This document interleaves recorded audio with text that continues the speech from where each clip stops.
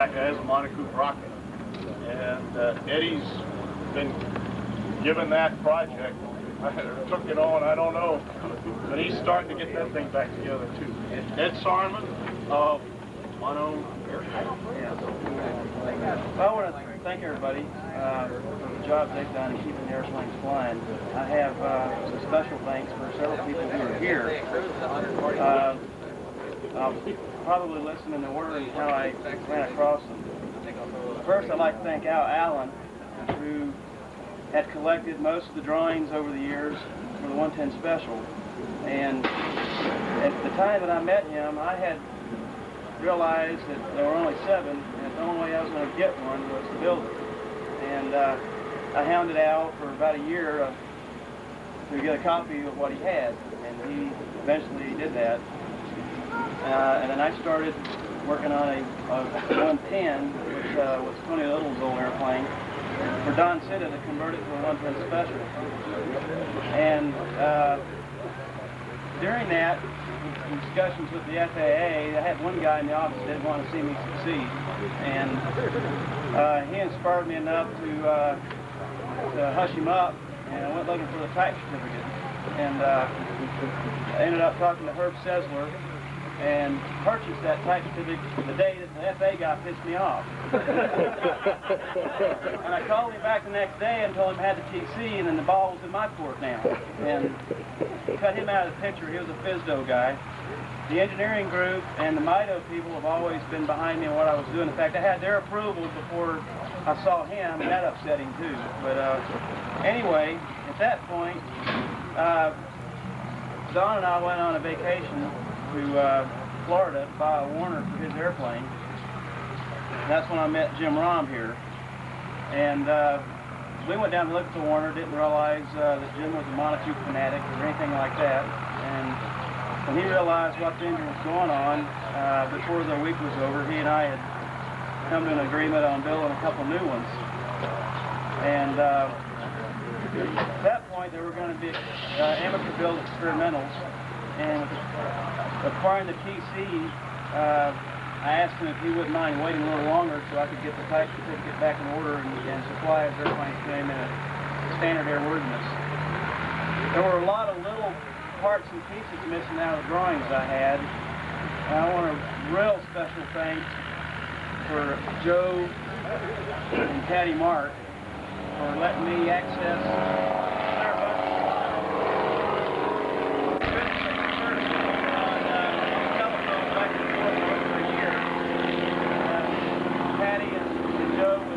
Take time to dig through their files, these little trinket parts that I didn't have and I really needed in a bad way. And they probably supplied me 95% of the small pieces of the drawings I didn't have that made this whole thing possible. Also, I need to thank Jim Hine, who put me in touch with Joe and Patty Mark, and also supplied some drawings I didn't have. Without their help, the TC would not have been able to been put back together to the point where the FAA would accept it. And in order to make it easier for the FAA to buy this, because they had lost all their drawings in the flood in the early 60s in New York, and they had no definition of the airplane themselves other than pictures and photographs. And what I did is I took all this data and I put it on a Lockheed CAD system and literally built a math model of the airplane to verify the engineering. And surprisingly, I can't recall a single hole or piece that was off during the entire thing, which was absolutely amazing because even today in aircraft manufacturing, you run across that. And the FAA finally accepted our drawings. That was earlier this year. They approved the type data. They gave us a FAA-approved drawing list for the 110 Special as it stood, and the data reflects Little Butch. Woody Edmondson also helped me out technically over the phone. Smithsonian also allowed me to some degree, disassemble Little Butch in a few areas in which I needed to get some data, specifically the reserve and aerobatic tank that's behind the seats. That's sure that the first paint job. And we have 2 new ones started. One that's sitting here, which is the first one, is serial number 7W99, and 7W100 it will have a 200 horsepower Lycoming with McCulloch constant speed prop. And we're also an FAA PMA approved manufacturer of parts now, and right now all the parts we have are for coupes. We supplied parts for a Monocoupe being restored in Southern California by Carl Moore, and we also supplied a few pieces on Johnny McCullough's airplane that I was real happy to do, and working with Jim Kimball on that. But if there's any pieces, little, small, any model that you need, and even if the part number isn't on the PMA, it's only a matter of a formality of writing the FAA letter with the drawing, saying I need this added to my PMA to get the part you need. We can do fuselages, you know, the weldments if you need the entire fuselage, the entire wing, or any piece of FAA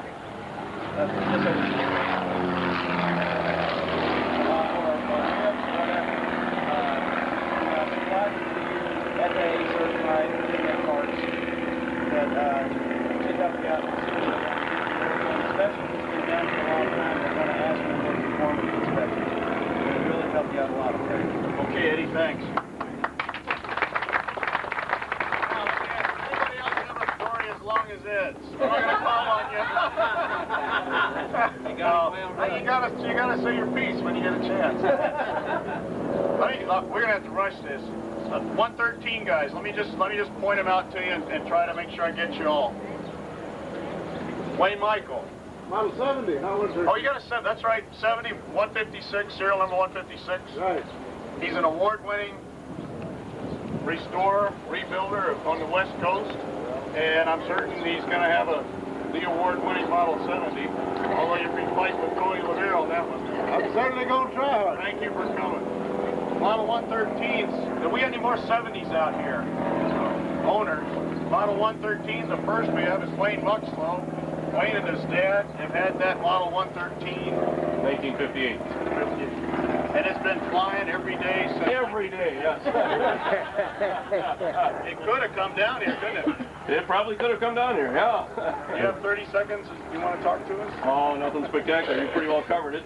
Dad, my father owns a prototype C-34, and he bought this Monocoupe in 1958. It's November 8934, shell number 304. It was restored in 83, and it's only got about 10 hours on it since. That's about it. No great story. It's about time to overhaul the It's vehicle. about time to overhaul the wheelie again, yeah. And of course, the other 113 is the one sitting here. That's Miss Molly. Anybody? We got any other 113ers here? Owners. Okay, Monosport 2. We have the only Monosport left in the world. Resides here at this field. Bud and Connie Dake on it. It's the fuselage sitting over here with a Kinner on it. You ought to go take a look at it. It's got a long story with Tazewell logo behind it. Jack McCarthy is around. There he is, hiding back there with a white Monocoupe hat and glasses. He knows a lot about Tazewell Ogle and a bit about that airplane. Stop him talking. I won't go into any more unless Connie is here to talk. I know Bud's flying. That's the only one in the world. But it'll probably come back as a Monosport 1 with a Warner 110 on it. Oh, we'll be about more than 110. Monocoach, the only thing I can tell you about the Monocoach, it's in British Columbia. It's reputed to be for sale. It was cracked up. I don't know how restored it is. I don't know. You may have access. Dad's been talking to the guy. I haven't. Just fine. I'll get you in a minute. Model 22s, there's only one. Frank Wallace and his brother own it. They got, I think, the wings in California, the fuselage is in New York State. It's been that way for 20, 30 years. And they're still restoring it, though. They're quite active at it. They're covering some of it, aren't they? Some, yeah. I mean, what do you want? Franny calls me every once in a while. Yeah. Wants advice. 110 special. You know, look and groove, guys. Start with Fred Sims, who's soon to fly 2347 Dallas Morons. Fred, how's Bill. yeah. Bill Sims, Florida, mighty Bill Sims. I have nothing to say, though. Maybe next spring. Jim Youngkin has it right now. Wings built, it's being put kill. Yeah. 185 Red Larill, I'll just move around the crowd. Let's see it, Red. I'm awfully glad to be here. It's a great fly-in, and the airplane's an interesting airplane. The only thing I did on the plane was the covering and the paint job, and I love the sandpaper. And Jim Youngkin actually built the airplane, and Harper Dixon built the wing, but they gave me a tremendous amount of help.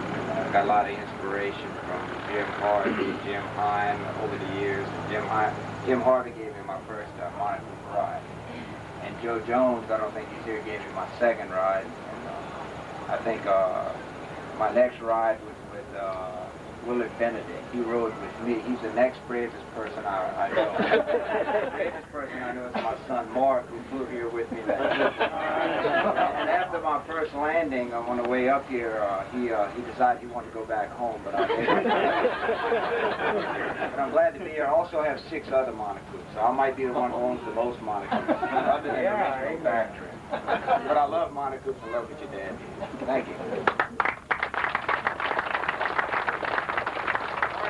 Mark, of course, is right here behind him. Mark's going to be a dad pretty soon. He got married a little while ago. Going to be a dad pretty soon. Congratulations. Thank you. John McCulloch was here. John.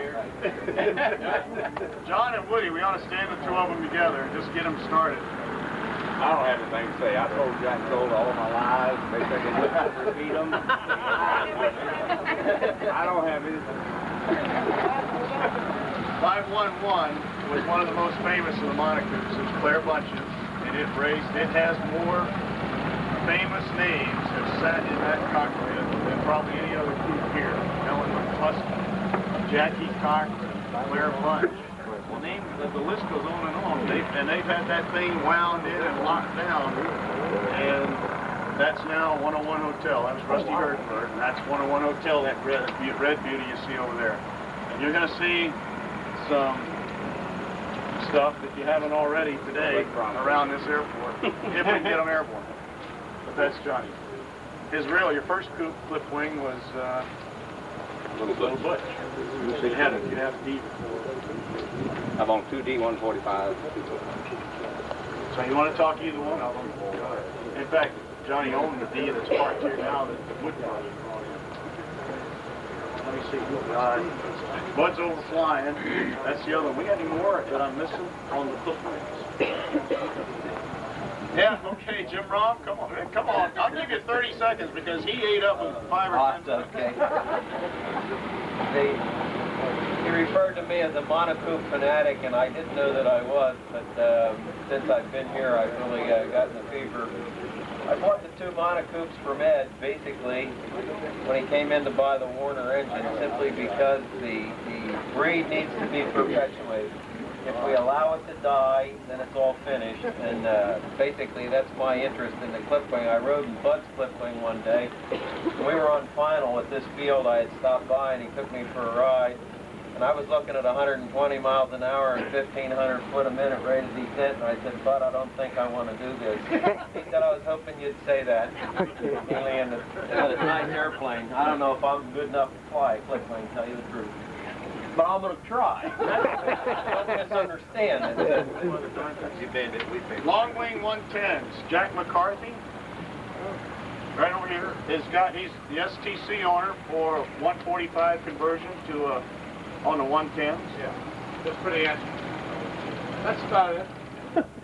Well, personally, he's another one of my inspirations and sources of knowledge, and he is probably one of the few guys left who knows every limit, piece, part, and how to make them work on a 145. So if you got a problem with him, I'd say he's the guy to look up. And thanks for all the help you've given me, Jack. You're welcome, but don't believe a word he said. We got any other long wing guys here? 110, Don Smith, flip wing, coming up. Where are you? There he is. You gotta raise your hand. Oh, about 10 years ago. I don't live too far from Jim. About 10 years ago, find a Monocoupe, so I called Jim.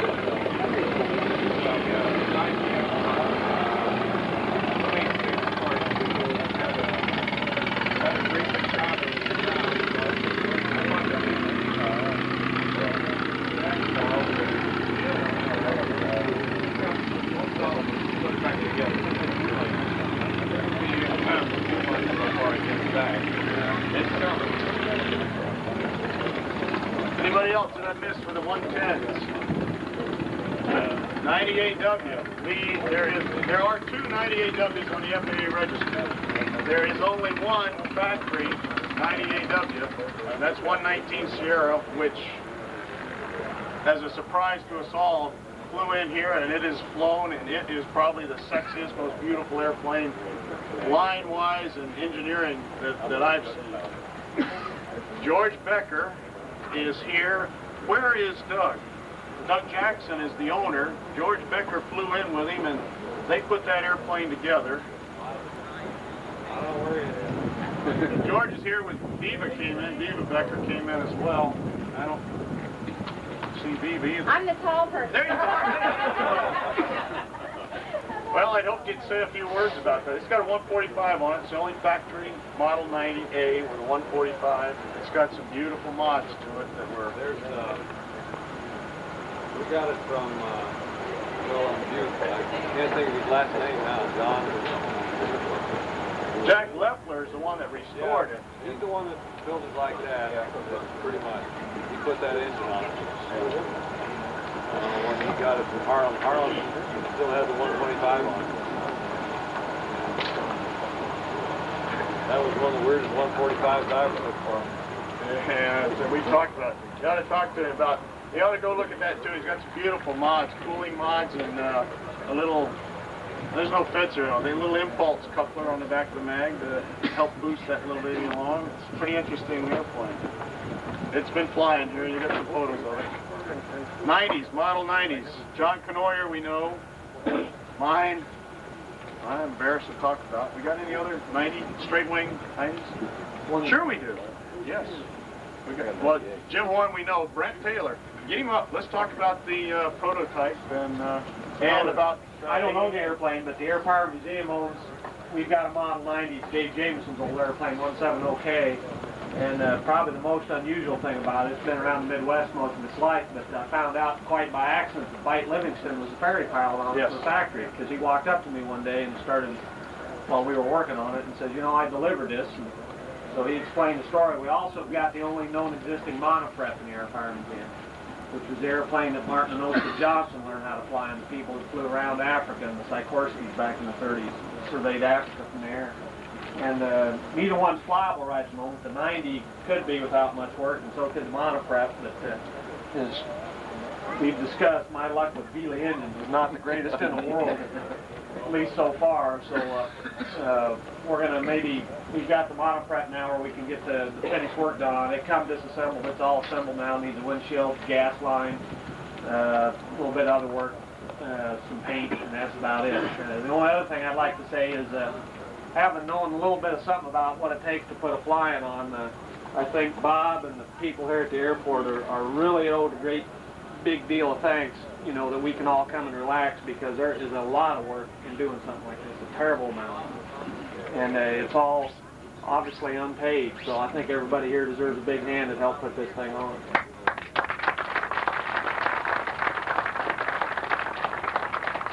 Count me out. I sat in Virginia and prayed. That's all I did.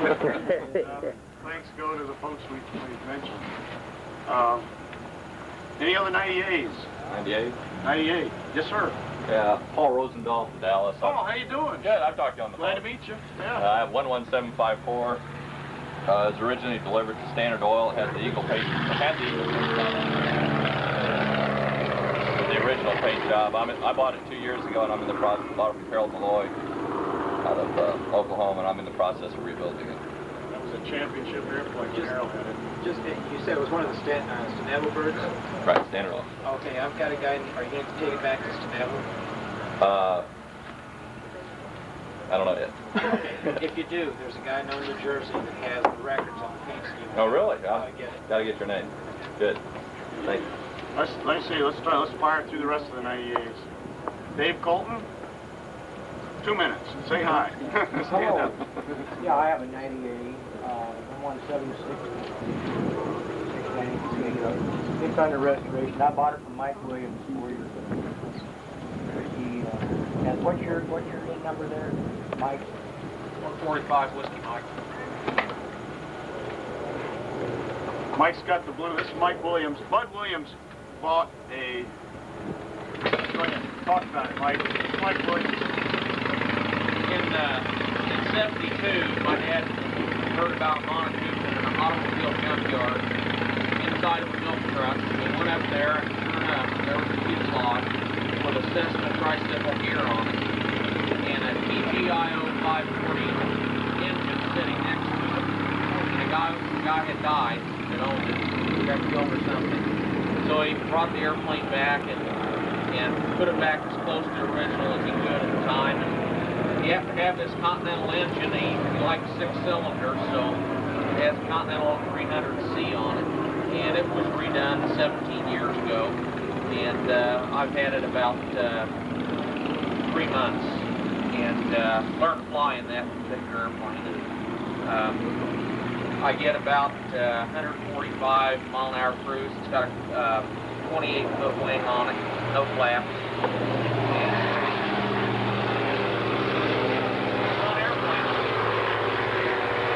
Now that we're in the 90s and the 98L, this is Little Snappy's owner. Snappy's owner, Jim Harvey. There's a lot more to tell about Jim. I'm going to let him do what he can.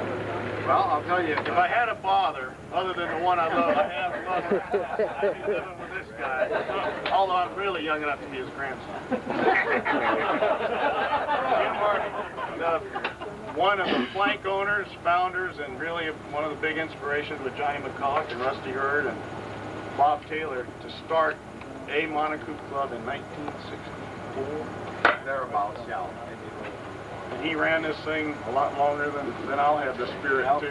15 years, and then I kind of just, it drained out of me.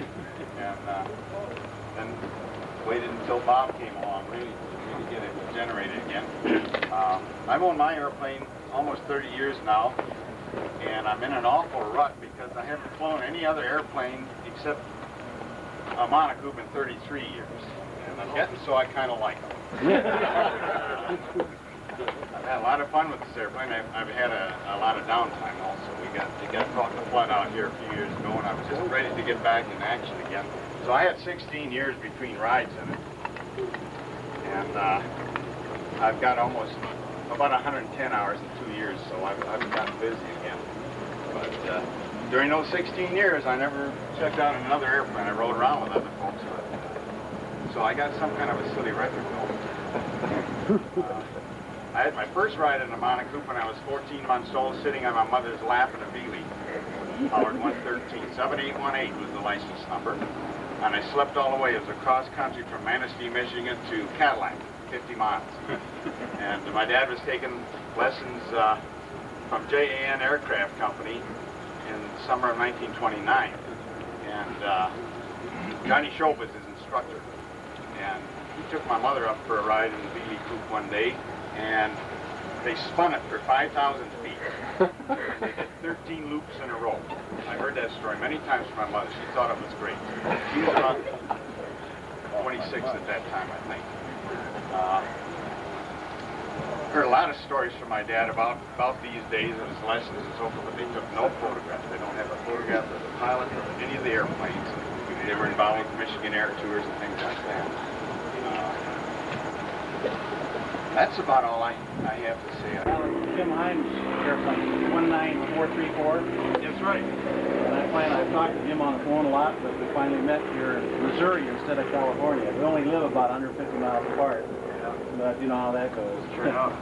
But yes, Frank's airplane was in the Rocketeer, along with my Great Lakes Hunt Special and my number 4 C-34 Airmaster. I'm trying to keep up with the Red and people like that who have 7 or 8 airplanes. If you ever get out to Santa Maria, Dick and the group out there, an association out there, has a museum. He's got pictures of it. Yeah, See those. They are beautiful. His latest acquisition, he flew from Kissimmee, Florida to Santa Maria, California in 30 and a half hours. There's a 29 Fleet Model 2 that we bought for the museum. solos. Oh yeah, why take anybody? I had baggage. I didn't believe it. 30 and a half hours, 5.5 days, and it was a fun trip. Thank you. Ted Bavini right behind you for getting the farthest distance and the biggest bladder award here. I think Ted flew in that beautiful red AL. Go ahead. Or Model A, anyway. Excuse me. Yeah, it's a 90A that's been converted to Lycoming. It was done in '66. And the covering on there has been on there since '68. So it's getting there. But Beautiful, it's, is it? yeah, I love to fly it. I've had Monocoupes for 18 years. And they're just great airplanes. Bob, thanks a lot for getting us all together here. I'd like to see us do it again in maybe 2 years. I'll fly back. Ted's from Shelbyville, which is out near the Napa Valley, out close to San Francisco. That's how far he came in that thing. 2 of them in it. It's 160 horse fuel injected Lycoming in it. Unbelievably conservative fuel consumption. It's beautiful.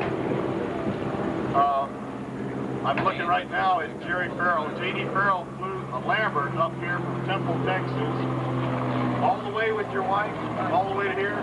She bought an airline ticket and went home. Jerry, stand up and tell us a little bit about it. One way was enough. We ought to get Lowell White in here right now. Oh, come on, Lowell. Get over here. That's your motor. Get him here. That's your motor. Get over here. I've had this 11767 about 10 years, and I bought it from Jim White and his father Lowell White in Phoenix, Arizona area. It's a Lambert coupe. Those of you that have flown them know that I spend a lot of time lubricating the overhead and keeping it. So I thoroughly enjoy it, and I also want to say thanks for being with a great group and for getting us together. Thanks for flying up.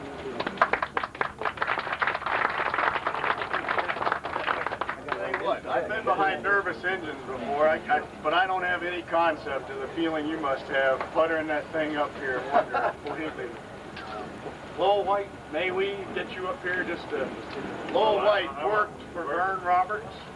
You flew to, well, 18051, is that the number I sent to you? Yep, sure was. And 2347 was my early experience, but I think my greatest thrill as a younger junior aviator was going down into Livingston personally and of course going them through Vern Roberts, who of course was a test pilot for him one time, and a gentleman by the name of Lee Ells, Stubb Quinby used to work for the Monocoupe company, and now mind you, I was a junior birdman associating with those kind of Monocoupe people, and Stevenson, Bart Stevenson.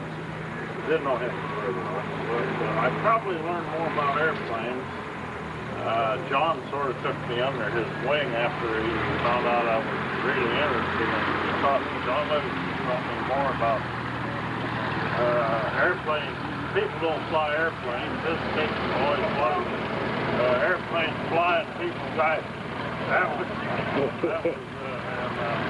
Anyway, and then I basically forgot that there were even Monocoupes flying. So my son called me one day. He was going in San Antonio, going through Merlin, their course down there, because the company he was associated with in Phoenix had purchased one. And he called me up all excited and said there was a Monocoupe out on the farm, which is sitting over here in the hangar, 767. And said it was for sale. Man, he's all excited, and I said, well, buy it and bring it home. And anyway, he did. And so we rode around, and the engine blew on me. I clawed the valve coming home from there, so we Taylor. But then I rebuilt the engine, but that's another one. And then this gentleman come along. One that my son wanted a vehicle, but the old now. So KYA ones here. First, let me introduce Al Sticks. I know we have before. This is a chef extraordinaire.